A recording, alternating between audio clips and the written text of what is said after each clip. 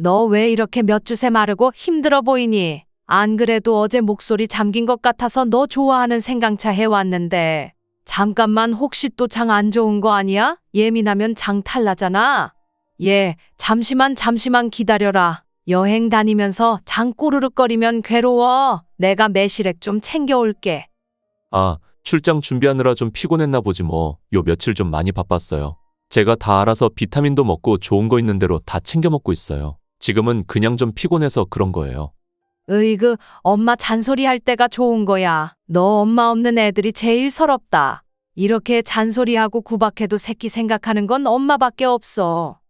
그렇구나, 그렇네. 새끼 생각하는 건 엄마밖에 없네. 그런데 정말로 엄마 없는 애들은 서러울까? 서럽지 그럼. 네가 익숙해져서 그렇지. 엄마만큼 조건 없이 절대적으로 자식 사랑하는 존재 없어. 너 부성애 하지만 아빠들이 사실 뭘 알아? 뱃속에서 10달을 발로 뻥뻥 차며 나랑 부대낀 존재인데. 원래 모든 엄마는 자식을 위해 죽을 수도 있는 거야. 그게 엄마야. 그래요? 자식들을 위해 죽을 수도 있나? 오늘 사연은 이토록 애틋했던 모자 사이에 어떤 기야말 사건이 벌어졌던 걸까요? 썰라디오 사연 시청 전에 구독, 좋아요, 알람 설정 먼저 부탁드리며 그럼 사연 바로 시작하겠습니다. 저는 아들의 차를 타고 설레는 마음으로 그날 오랜만에 아들과 함께 여행을 시작했습니다. 행선지를 물었더니 비밀이라고 하더라고요. 그냥 서프라이즈를 할 거라나요. 그러면서 바닷가 길을 쭉 내달리기 시작했습니다. 그런데 솔직히 말하면 제가 생각한 것만큼 여행이 편하고 행복하지는 않았어요. 어쩐지 아들은 다른데 정신이 팔린 것 같았고 저는 뭔가 불편한 마음에 아들의 눈치를 계속 보게 되더라고요. 그리고 평소 아들이 좋아하는 해산물 위주의 식사를 자꾸만 권했는데 아들은 입맛이 없다며 영 먹지도 않고 깨작거리기만 하더라고요. 오히려 저한테 그냥 엄마가 먹고 싶은 거 먹으라고 밥을 몇 술 뜨지도 않는 겁니다. 사실 여행은 맛있는 거 먹는 게 거의 반 이상이잖아요. 아들이 거의 아무것도 입에 대지 않으니 저도 입맛이 없더라고요. 결국 이틀째 되는 날 제가 아들한테 조금 속상하다는 듯이 그렇게 얘기했습니다. 아우 얘, 근데 너는 왜 여행을 와서 먹지도 않고 어디 다른데 신경 팔린 애처럼 그러고 있니? 얼굴도 밝지가 않고 말이야. 그래도 엄마 너랑 여행 왔는데 네가 너무 그러고 있으니까 마음이 불편해. 미안해요. 이것저것 생각할 게 많아서 그런가? 나도 모르게 그렇게 되네. 왜? 고민 있어? 무슨 고민인데? 엄마한테 말해봐. 아니 뭐 고민이야 늘 많지. 조금 답답하더라고요. 뭐라도 말을 하면 제가 도와줄 수는 없어도 들어줄 수는 있잖아요. 그리고 이 녀석이 평소에 고민이 있다고 해서 이렇게 티를 내는 녀석이 아닌데 이렇게 티를 내고 앉아 있으니 뭔가 심각한 게 발생을 했나, 해외 출장을 나가기로 한 게 뭔가 잘못된 건가 싶었습니다.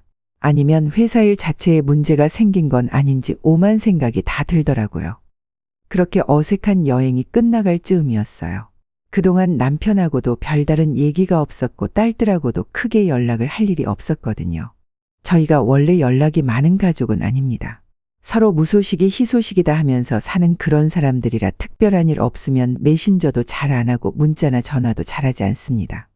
그런데 아들과 함께 차를 타고 근처에 멋진 절벽 풍경이 있다고 해서 보러 가는 길에 딸한테 전화가 오는 거예요.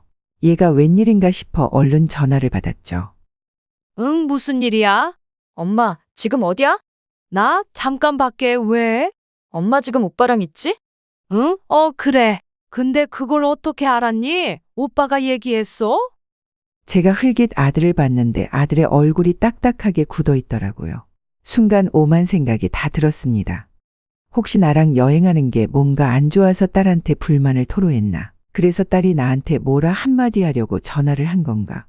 저는 약간 긴장하며 계속 전화를 받았습니다. 그런데 딸이 그 다음에 한 말은 정말 충격적인 말이었어요. 엄마 그 사람 우리 오빠가 아니야. 네 오빠가 아니라니 무슨 소리야? 제가 그러면서 옆에 아들 얼굴을 봤습니다.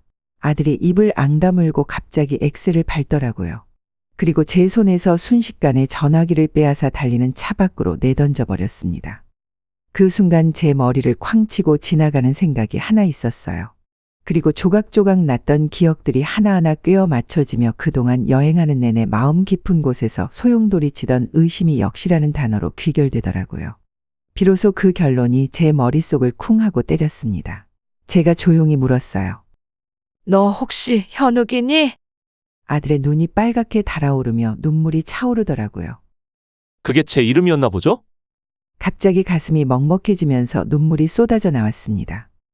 그동안 어떻게 살았어? 잘 살았어? 건강한 거야? 아니, 어떻게 이렇게 나타나?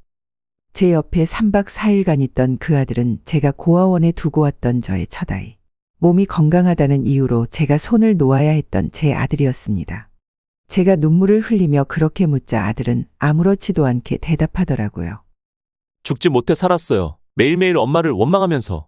왜 내가 아닌 다른 아이 손을 잡았을까 궁금해하면서. 너 영국에 있는 부잣집에 입양된 거 아니었어? 그러자 아들이 정말 허탈하다는 듯이 웃으며 저한테 그러더라고요. 영국 부잣집, 영국이 대체 어디 있는 나라인데요? 도박 중독 미친놈한테 끌려가서 앵벌이로 10년, 그 다음에는 도박판 뒤치다꺼리하는 양아치로 10년. 학교는 근처도 못 가봤는데 영국은 무슨 얼어 죽을 영국. 영국 부잣집 입양 보내놓고 발 뻗고 살았나 보죠? 참 편하네. 나는 부잣집에 입양 보냈으니 할 것 다 했다 이건가? 갑자기 손발이 달달 떨려왔습니다. 뭐라도 잡지 않으면 기절할 것 같더라고요. 그게 무슨 소리야? 너 영국 부잣집으로 입양 갔다고, 정말 어마어마한 부잣집으로 입양 갔다고 했는데. 무슨 헛소리예요? 아니, 내가 봤어. 네 이름 옆에 영국 부자라고 써 있었어. 다른 애들은 다르게 써 있고. 팔아 넘길 때 돈 좀 받으면 부자라고 써놓긴 하지. 영국, 프랑스, 미국, 스위스 해외 입양 간 것처럼 해야 추적이 안 되니까. 머리가 띵해져 왔습니다. 그러니까 제가 보고 안심했던 그 자료는 제 아이를 비롯한 다른 아이들을 팔아 넘기고 거짓으로 만든 자료였던 거죠. 그 자료를 믿고 지금껏 다리 뻗고 살았다는 사실 자체가 치욕스러웠습니다. 그딴 자료를 믿었다 이거지? 대체 누가 그 자료를 갖다 줬어요? 네 아빠가 알아봤는데. 아빠, 나한테 아빠가 어디 있어? 차 사고로 뒤진 그 남자 말하는 건가? 내가 얼굴도 못 본? 아니면 지금 나랑 똑같은 얼굴을 하고 있는 그놈을 아들이라고 물고 빨고 사는 도배쟁이 그 남자를 말하는 건가? 그 둘 다 내 아빠는 아니지. 내 동생인지 형인지 그 자식 아빠겠지. 할 말이 없더라고요. 하지만 정말 저는 이 아이가 어떤 삶을 살아왔는지 알아야 했습니다.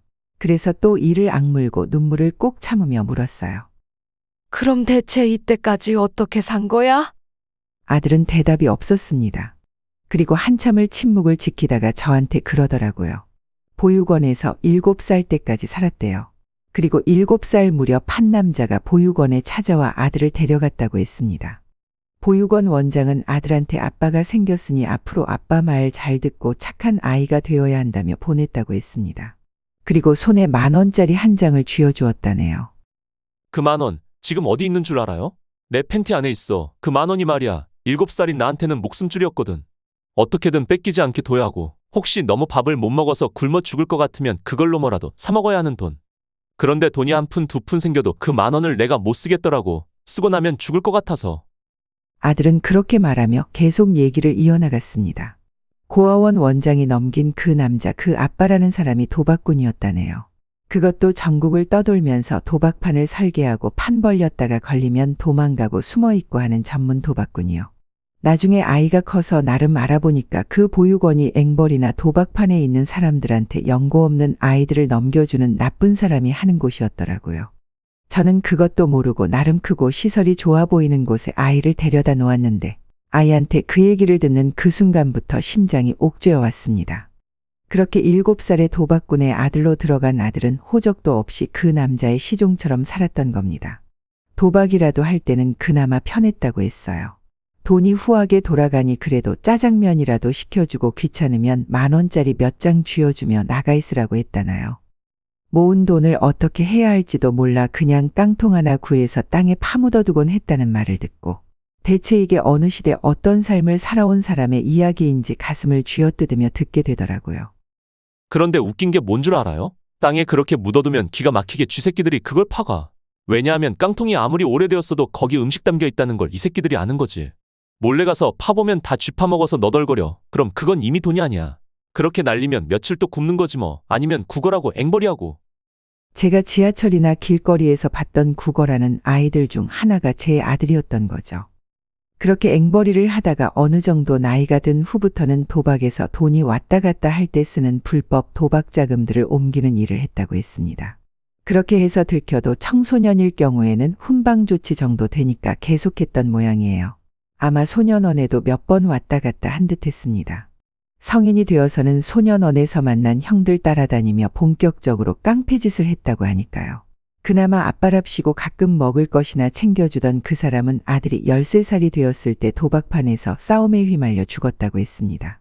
그래도 돌봐주던 사람이 죽고 나서 정말로 의지할 곳이 없게 된 제 아들은 안 해본 일이 없이 살았다더라고요. 어지간한 일은 다 했지. 사람도 때려보고 보이스피싱도 해보고 아나 보이스피싱 하느라고 비행기도 탔네 진짜. 필리핀에서 한 3년 있었나. 그것도 또 세력 싸움이 있어서 서로 칼부림들 해대는 통에 한국 들어와서 또 한 1년은 숨어 살았네. 그리고 돈 안 갚는 사람들 하나하나 데려다가 괴롭히는 일도 했었죠. 왜 흔히 사채 쓰다가 안 갚으면 묶어놓고 때린다고 하잖아요. 내가 때리는 사람이었어요. 원래 때리는 사람한테는 다른 사람들이 아는 체를 안 하거든. 왜냐? 아는 체 하면은 맞거나 돈 내놔야 하니까. 그런데 어느 날 내 돈을 받으러 가는데 누가 나한테 와서 너무 반갑게 인사를 하는 거야. 내가 평생 만나 본 적 없는 양복쟁이가. 그래서 이 새끼 뭐야 라는 얼굴로 봤는데 상대방이 죄송하다고 사람 잘못 본 것 같다고 그러면서 고개를 갸웃갸웃 하더라고. 그래서 내가 뭐야? 저놈 새끼하고 지나갔는데 그러고 나서 2번 정도 각각 다른 사람이 또 나한테 반갑게 달려와서는 또 아는 척을 하는 거야. 그래서 내가 대체 누구로 생각한 거냐고 그랬더니 현중이라고 하대.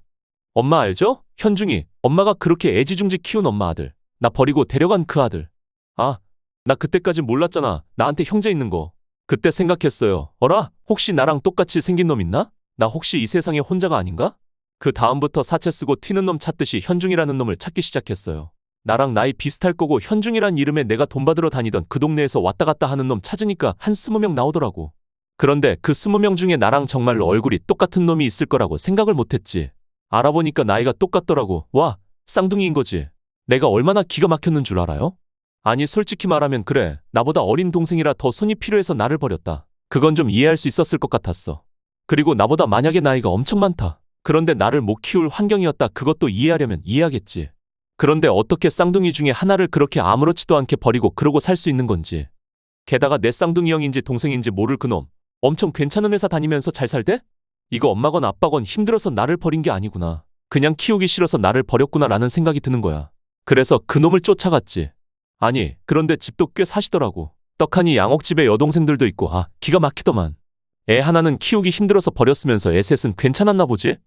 그게 아니라 내 얘기 좀 들어봐. 아니 뭐 들을 거 있어? 어차피 결과는 이거잖아. 애 셋은 다 번듯하게 키워놓고 나는 갖다 버리고. 그래서 나는 양아치 같은 깡패 새끼들 손에 죽지 못해 간신히 생명연명하듯 살아남았고 나머지 애들은 교육 잘 받고 살았고. 그게 전부 아닌가? 내가 무슨 말을 하건 이해 안 되겠지만 지금 남편은 재혼한 남편이고 딸들은 그 사람 아이야. 내가 너희를 낳았을 때는 정말 둘 다 키우기가 너무 어려운.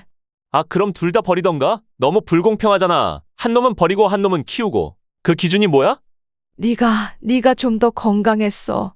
어딜 가서든지 그래도 잘 살아남을 수 있지 않을까 해서. 와 진짜 할 말이 없네. 당신 바보야? 돌도 안 된 아기가 건강하면 얼마나 건강하고 약하면 얼마나 약한데. 건강하면 뭐 천하장사처럼 몇 날 며칠 젖 굶고도 산대? 그 시기에 아기면 그냥 손으로 눌러도 세상 떠나는 나약한 존재들 아닌가? 그런데 뭐 건강해서 버렸다고? 정말 어이없고 이기적이네. 와 몰랐네. 내가 엄마한테 버림받지 않으려면 아파야 되는구나. 그치? 건강하면 버림받는 거니까. 그렇지? 그러지 마, 그렇게 말하지 마. 그런 거 아니야.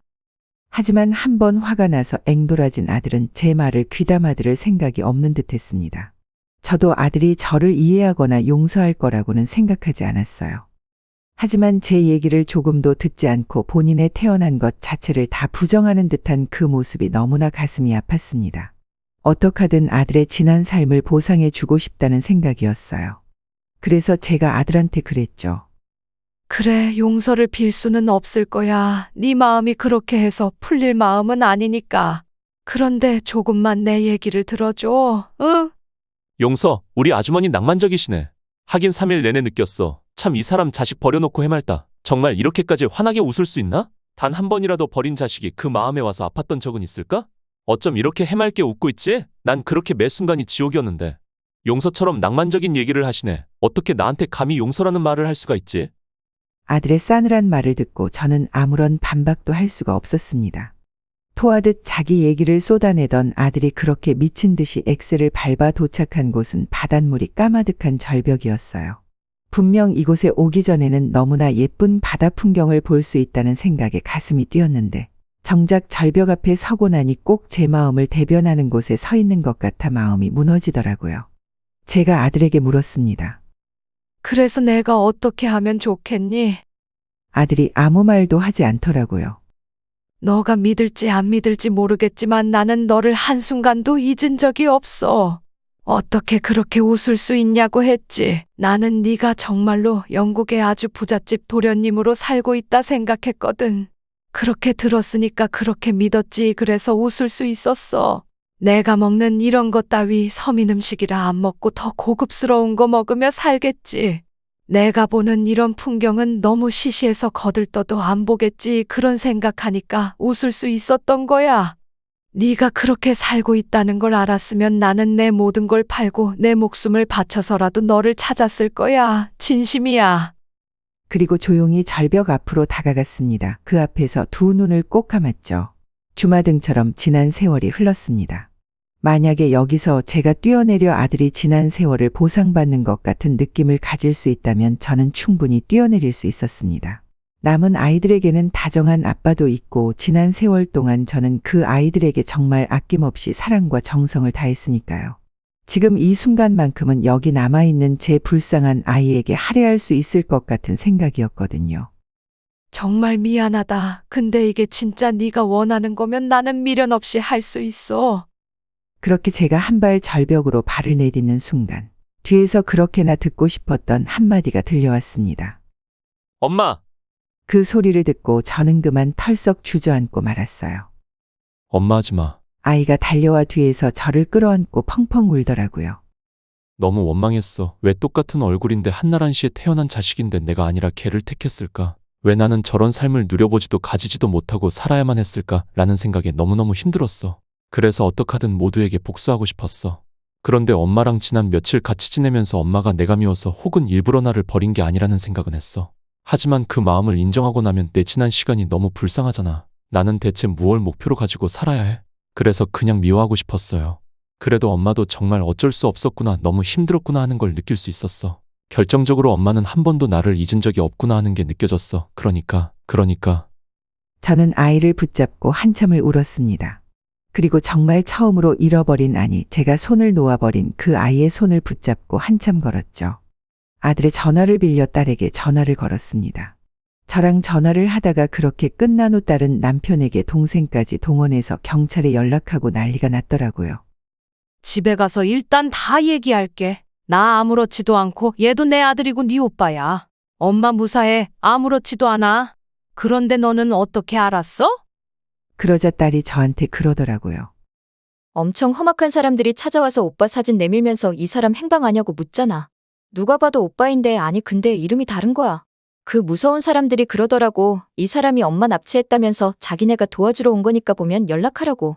그래서 이게 뭔 일인가 해서 영국에 있는 오빠한테 연락했더니 오빠는 영국에 있다 하잖아. 게다가 아빠가 와서는 아니 오빠가 쌍둥이라고 하질 않나. 엄마 나 진짜 너무 혼란스러워. 어쨌거나 엄마 안전한 거지?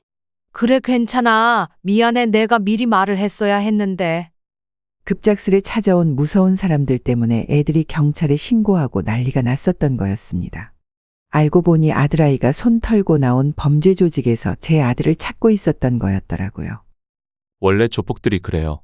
특히 나처럼 자금이나 조직 비밀 잘하는 사람이 빠져나가면 그냥 없애버리려고 하거든. 어디 가서 불어버리면 그때부터는 곤란하니까.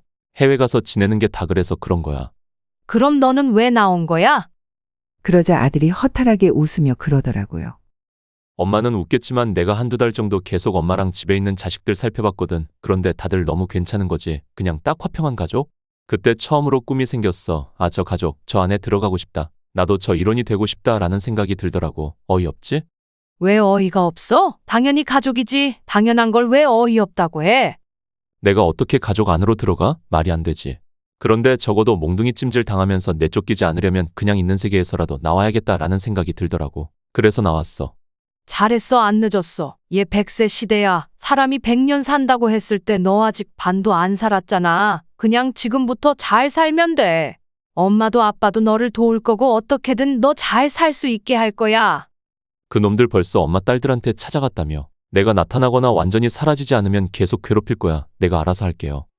아들은 자기가 다시 사라져서 어떻게든 수습하겠다고 했지만 저는 다시 잡은 이 아이의 손을 놓아줄 생각이 없습니다. 범죄 조직이 아니라 한 나라의 군대가 온다고 해도 이 아이를 지키기 위해 저는 싸울 거거든요. 그래서 제가 그랬죠. 엄마 2번 다시는 네 손 안 놔. 너 내 눈앞에서 못 살아줘. 우리 집으로 가자. 너의 가족이 있는 집으로. 어린아이처럼 제 품에 안겨 엉엉 우는 그 아이를 꼭 안고 저는 맹세했습니다. 다시는 이 아이를 울리지 않겠다고, 죽는 날까지 이 손을 놓지 않겠다고 말이죠. 오늘의 썰라디오 사연글에 여러분의 소중한 댓글 참여 기다리면서 구독, 좋아요, 알람 설정 해주시면 매일 새로운 사연으로 만나실 수 있습니다. 늘 건강하시고 행복하세요. 감사합니다.